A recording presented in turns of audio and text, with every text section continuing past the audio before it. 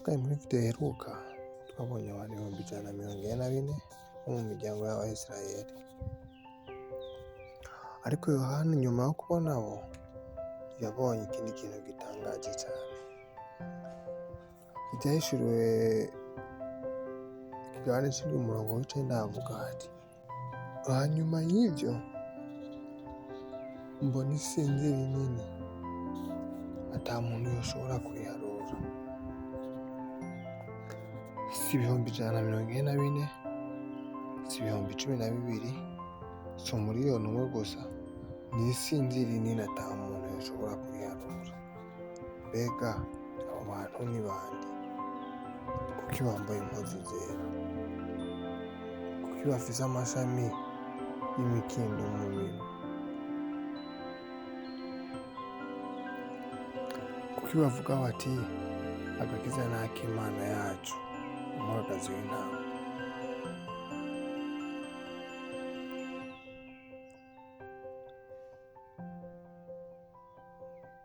Ikindi ni kubera iki Buranamu yavuze ko iri sinzi rinini ritandukanye n'umugeni? Uyu munsi tugiye kwinjira muri iri banga rikomeye cyane. Ibyahishuriwe ikigabane cy'umurongo w'icenda haravuga hati,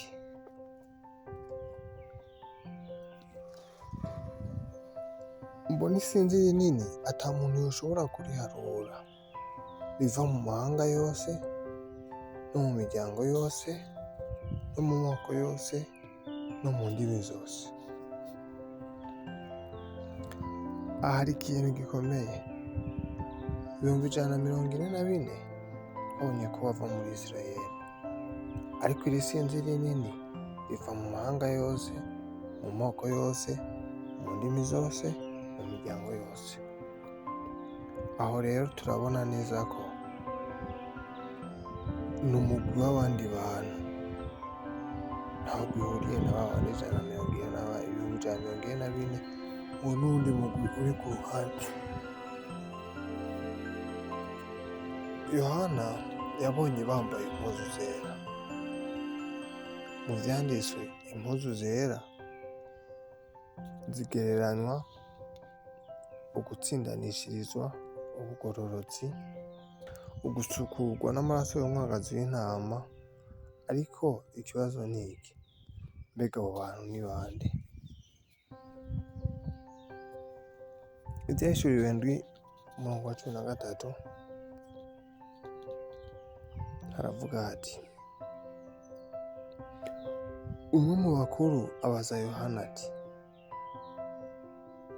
abo bambaye impuzu zera ni bande? Yohana nawe aramwishura ati,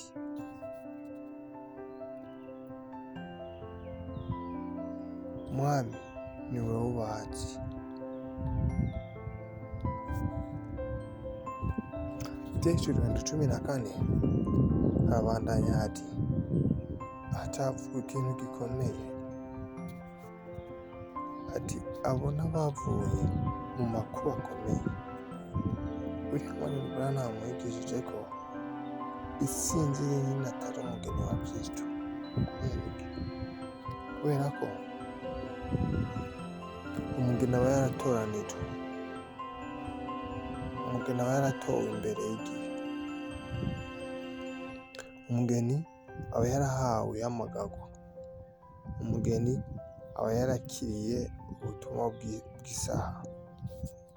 Ariko iri sinzi rinini ni abantu benshi bazoca mu makuba akomeye.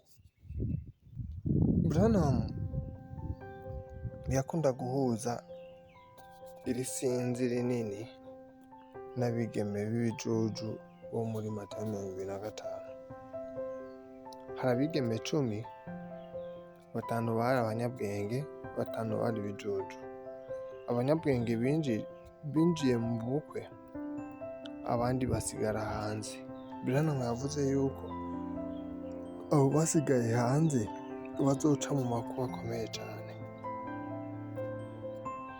Yesu yavuze ati muri Matayo 24 umurongo wa 21, hazoba amakuba akomeye atigeze kubaho.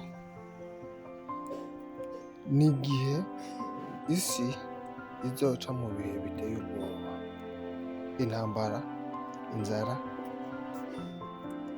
ibiza, ugutotezwa.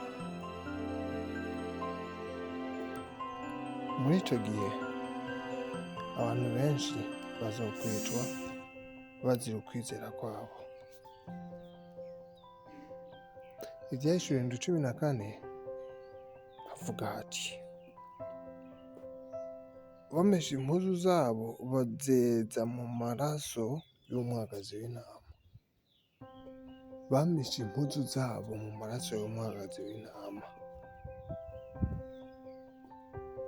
Kuko batubwira yuko bambaye impuzu zera. Impuzu zabo zera barazimesuye mu maraso y'umwagazi w'intama, zirera. Mbega amaraso yera gute? Cyangwa yeza gute impuzu? Mu buryo bw'umubiri ntibishoboka, ariko mu buryo bw'impwemu amaraso ya Kristo niyo yoza ivyaha. Kubera ko bafise imikindo. Mu bihe vya Bibiliya, ishami ry'umukindo ryari ikimenyetso c'intsinzi. Abantu batsinze ibigeragezo, batsinze ugutotezwa, batsinze isi. Nico gituma bahagaze imbere y'intebe y'Imana bafise imikindo. Ivyahishuriwe 15 barakomeza hati, nico gituma bari imbere y'intebe y'Imana. Raba neza, bari imbere y'intebe, ariko hari itandukaniro hagati yabo n'umugeni. Branham yigirije ko umugeni afise ikibanza cihariye hamwe na Kristo, ariko isinziri rinini naryo rirakijijwe, ariko rifise ikibanza gitandukanye. Icigwa kuri twebwe, cyangwa se twokura iki mw'iyi nyigisho? Iki cigwa kiraduhanura ntimukavuge muti ejo nzokwakira Imana, ejo nzokwihana. Ntimukavuge muti nzokwihana hanyuma, kubera ko hari abantu bazobwirizwa guca mu makuba akomeye, kubera ko batakiriye ukuri igihe bari bafise akaryo ko kwakira. Abaheburayo 3:15 havuga hati, uyu munsi nimwumva ijwi ryayo ntimukomantaze imitima yanyu.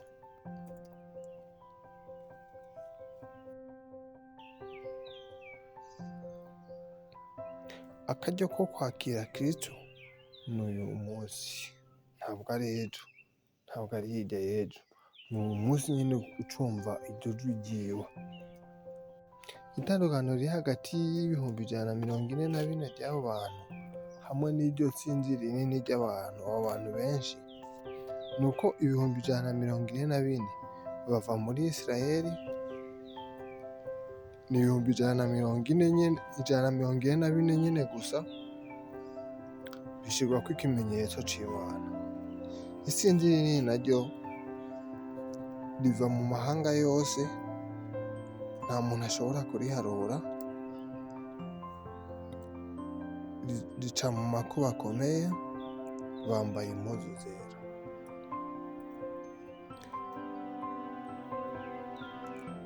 Bavukanye, iri sinzi rinini ritwereka imbabazi z'Imana. No mu gihe c'amakuba akomeye, Imana izoba igifise abantu bayizera. Ariko ikibazo ni iki? Mbega uzoba mu bantu bazinjira mu bukwe bw'umwagazi w'intama, canke uzoba mu bazobwirizwa guca mu makuba akomeye? Uyu munsi niwo munsi wo kwitegura. Uyu munsi niwo munsi wo kwakira ijambo ry'Imana.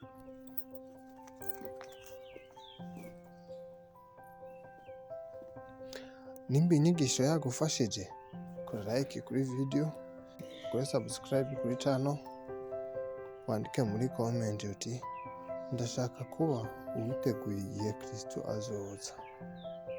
Video kurikira tuzoraba abigeme 10 bo muri Matayo 25 ni bande.